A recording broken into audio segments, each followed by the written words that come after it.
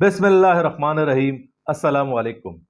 आप सल्लल्लाहु अलैहि वसल्लम से सहाबा इकराम ने पूछा कि ये कुर्बानी क्या है, तो जवाब मिला कि ये तुम्हारे बाप इब्राहीम अलैहिस्सलाम की सुन्नत है।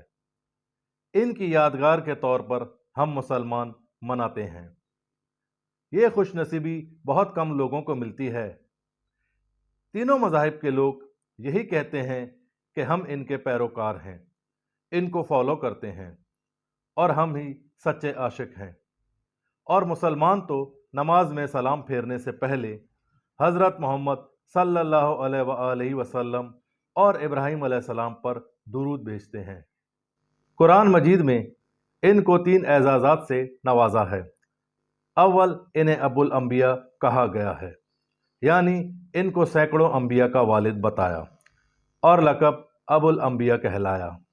दोयम, इब्राहीम अलैहिस्सलाम पर सख्त से सख्त इम्तिहान आए और सब में पास हुए, इसलिए अल्लाह ताला ने इनको दुनिया का इमाम बनाया, लीडर बनाया। सोयम, इन्हें खलीलुल्लाह भी कहा जाता है, यानी बेस्ट फ्रेंड, अल्लाह का दोस्त। आप हज़रत ईसा अलैहिस्सलाम से 2200 साल पहले, यानी आज से 4000 साल पहले इराक के इलाके उर में पैदा हुए। आपके वालिद का नाम आजिर था और पूरा घर बुत परस्त था, यहाँ तक कि पूरा गांव ही बुत परस्त था। बल्कि ये कहा जाता है कि ये लोग बुत परस्त, सितारा परस्त और शाह परस्त यानी बादशाह परस्त थे, क्योंकि बादशाह नमरूद भी अपने आप को गॉड यानी खुदा कहलाता था। पूरा इराक बुत परस्त था। आपके वालिद का काम ही बुत बनाना था और बहुत ही ज़बरदस्त कारीगर थे। मगर अल्लाह ताला ने इब्राहीम अलैहिस्सलाम को बचपन से ही खुदादाद सलाहियतों से नवाजा था। आपके वालिद साहब जब बुत बनाते तो आप कहते, अब्बू ये सुन सकता है, क्या ये देख सकता है? तो अब्बू डांटते और कहते, जाओ मूर्तियां बेचकर आओ। जब आप त्योहारों में जाते तो सब अपनी अपनी मूर्तियों की तारीफ करते, मगर आप कहते, मेरी मूर्ति को कौन खरीदेगा, वो ना नफ़ा दे सकती है और ना फ़ायदा। जब अल्लाह पाक ने आपको नबूवत से नवाजा तो तौहीद की तबलीग में आपको बड़ी परेशानियां आईं, क्योंकि ये काम आपको अपने घर से ही शुरू करना था, जो कि बहुत परस्त घराना था। क्योंकि आपके वालिद साहब रूहानी लिहाज से पावरफुल शख्सियत थे, जबकि उस वक्त का बादशाह नमरूद सियासी लिहाज से पावरफुल था। एक दिन इब्राहीम अलैहिस्सलाम रात के वक्त मेले में गए। सब चांद की पूजा कर रहे थे। सब ने अपने अपने सितारे को अपना खुदा बनाया हुआ था। और आप कहते, ये तो डूब जाएगा, ये खुदा हो ही नहीं सकता। फिर सूरज को देखा तो वो भी डूब गया। तो आपने सारी कौम से कहा, ये भी खुदा नहीं है, सब खत्म हो जाते हैं। हमें 24 घंटे का खुदा चाहिए जो हर वक्त हमारी सुने। एक दिन मेले में लोगों ने थोड़ा थोड़ा खाना मंदिर में बुतों के आगे रख दिया और गांव की तरफ चल दिए। तो इब्राहीम अलैहिस्सलाम ने एक कुल्हाड़ा लिया और सारे बुतों को तोड़ दिया और कुल्हाड़ा बड़े बुत की गर्दन पर रख दिया। जब लोग आए तो देखा सारे बुत टूटे हुए हैं। इन लोगों का शक भी इब्राहीम अलैहिस्सलाम पर गया। चुनाचे इब्राहीम अलैहिस्सलाम को लोगों ने बुलवाया और पूछा, क्या ये तुमने तोड़े हैं? तो इब्राहीम अलैहिस्सलाम ने सारे बुतों को देखकर कहा, ये बड़े वाले बुत का काम है, क्योंकि आलाए वादात इसके गले में है। इनको गुस्सा आया होगा और छोटे बच्चों को पीट दिया। पूछो इस बड़े वाले बुत से। सब लोगों की गर्दन नीचे हो गई कि बुत से कैसे पूछें। मगर कौम ने कहा, इब्राहीम अलैहिस्सलाम को सज़ा दो, इन्हें आग में डालो। लिहाजा इब्राहीम अलैहिस्सलाम को आग में डाल दिया गया, मगर वो आग अल्लाह ताला के हुक्म से ठंडी कर दी गई। इस आग वाले वाक़े के बाद हज़रत लूत अलैहिस्सलाम ईमान ले आए। फिर इब्राहीम अलैहिस्सलाम का निकाह सारा से कर दिया गया, मगर वो भी ईमान ले आईं। तो गांव वालों ने कहा, ये इब्राहीम अलैहिस्सलाम के گھر والوں سے بھی نہ سنبھلے، بیوی سے بھی نہ سنبھلے، لہذا اب انہیں بادشاہ نمروز کے سامنے پیش کرتے ہیں۔ ابراہیم علیہ السلام کو نمرود کے سامنے پیش کیا گیا۔ اب یہاں بھی ایک آزمائش تھی کہ نمرود کو سجدہ کرنا پڑتا تھا، مگر آپ نے سجدہ نہیں کیا۔ تو نمرود نے کہا کہ یہاں کا خدا میں ہوں، تمہارا خدا کون سا ہے؟ تو ابراہیم علیہ السلام فرمانے لگے کہ میرا خدا مارتا بھی ہے اور زندگی بھی دیتا ہے۔ تو نمرود نے کہا، یہ کون سی بڑی بات ہے، یہ تو میں بھی کر سکتا ہوں۔ لہٰذا جیل سے 2 قیدی بلوائے گئے، ایک کو رہائی ملنے والی تھی اور ایک کو پھانسی ہونے والی تھی۔ تو نمرود نے رہائی والے کو پھانسی دے دی اور پھانسی والے کو رہا کر دیا، اور غرور سے کہنے لگا، لو میں نے بھی کر دیا۔ تو ابراہیم علیہ السلام فرمانے لگے، میرا خدا سورج کو مشرق سے نکال کر مغرب میں ڈبوتا ہے، کل آپ مغرب سے نکال کر مشرق میں ڈبو دینا۔ نمرود لاجواب ہو گیا اور ذلیل ہو گیا۔ ابراہیم علیہ السلام اس امتحان میں بھی پاس ہو گئے، کیونکہ آپ نہ والد سے ڈرے، نہ گاؤں والوں سے ڈرے اور نہ نمرود سے ڈرے۔ پھر ابراہیم علیہ السلام عراق کے شہر ار سے ہجرت کر کے شام کے شہر حران پہنچے، اور وہاں سے فلسطین کے شہر ہبرون پہنچے، اور اس کے بعد مصر پہنچے، مگر وہاں کا بادشاہ بہت ظالم اور عیاش تھا۔ اس ظالم بادشاہ نے ابراہیم علیہ السلام اور سارہ علیہ السلام کو اپنے دربار میں بلایا، اور سارہ کو دیکھتے ہی اس کی نیت خراب ہو گئی۔ بری نیت سے سارہ کی طرف ہاتھ بڑھایا تو ہاتھ سن ہو گیا اور وہ معافی مانگنے لگا۔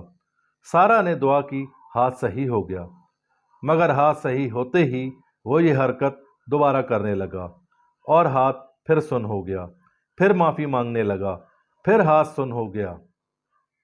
بادشاہ کو بات سمجھ آ گئی، انہیں تحائف دیے اور ایک کنیز دی جن کا نام ہاجرہ تھا۔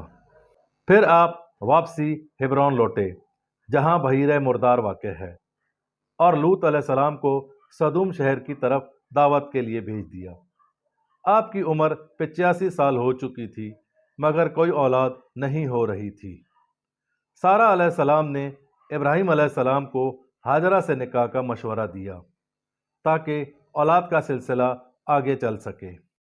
1 سال بعد حضرت ہاجرہ علیہ السلام امید سے ہو گئی، اور اللہ تعالیٰ کا حکم بھی آ گیا کہ آپ مکہ کی طرف ہجرت کریں، اور اس وقت مکہ کا نام بکہ ہوا کرتا تھا، جو صحرائی علاقہ تھا جس کے دونوں طرف پہاڑ اور بیچ میں ایک وادی تھی۔ حکم ہوا کہ ہاجرہ کو یہاں رکنا ہے۔ ہاجرہ علیہ السلام نے پوچھا، مجھے یہاں اکیلے رہنا ہے؟ تو ابراہیم علیہ السلام نے کہا، اللہ کا حکم ہے۔ میں نے کہا، پھر میرے ساتھ اچھا ہی ہوگا۔ کچھ دنوں بعد کھجور اور پانی ختم ہو گیا، بچہ رونے لگا، یعنی حضرت اسماعیل علیہ السلام، مگر ماں سے برداشت نہیں ہو رہا تھا، تو آپ بھاگتے بھاگتے صفا کی پہاڑی پر چڑھ گئیں کہ کوئی قافلہ وہاں سے آ رہا ہوگا۔ پھر وہ مروہ کی پہاڑی پر چڑھ گئیں، شاید وہاں سے کوئی قافلہ آ رہا ہو۔ پھر آئیں، بچے کو دیکھا اور پہاڑ پر چڑھ گئیں، شاید کوئی قافلہ ہو۔ اسی طرح آپ نے 7 مرتبہ دوڑیں لگائیں، کیونکہ جو آپ کے بس میں ہے وہ کریں، پھر اللہ تعالیٰ خود راستے نکالے گا۔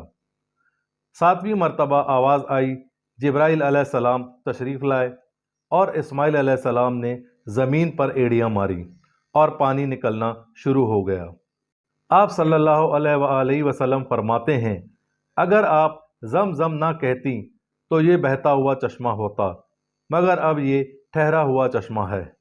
زمزم کا سلسلہ 4000 سال سے چل رہا ہے۔ زمزم کے پانی کی خاص بات یہ بھی ہے کہ یہ پیاس کے ساتھ ساتھ بھوک بھی مٹاتا ہے۔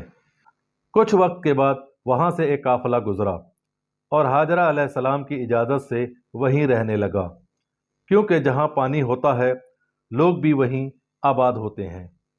آپ اسماعیل علیہ السلام انہی میں پرورش پانے لگے۔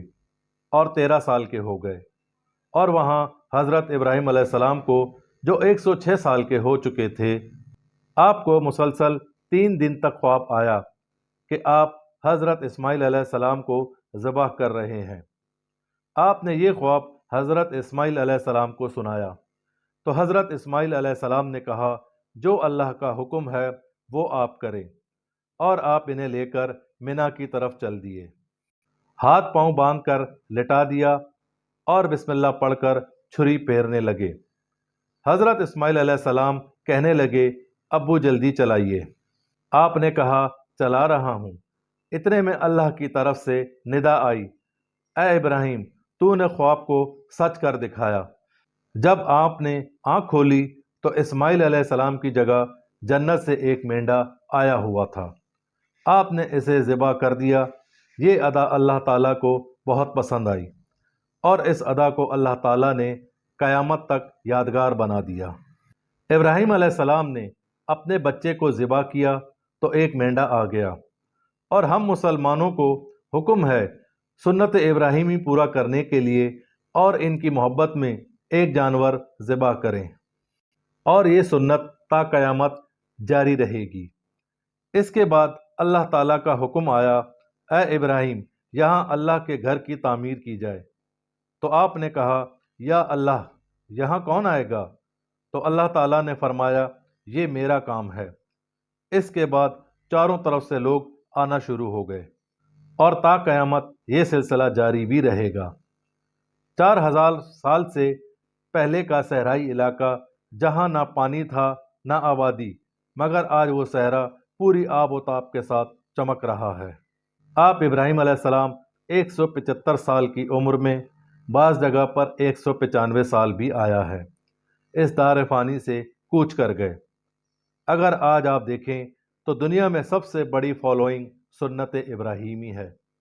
اس لیے تو آپ صلی اللہ علیہ وآلہ وسلم نے فرمایا ملت ابراہیمی میں قربانی ہوگی، اور 10 ذی الحج کو خون بہانے سے بڑھ کر اللہ تعالیٰ کے نزدیک کوئی عمل نہیں ہے۔ اللہ تعالیٰ ہر مسلمان کو قربانی کی توفیق عطا فرمائے۔ چینل کو سبسکرائب کریں، ویڈیو کو لائک کریں، اور کمنٹس باکس میں اپنی رائے کا اظہار ضرور کریں۔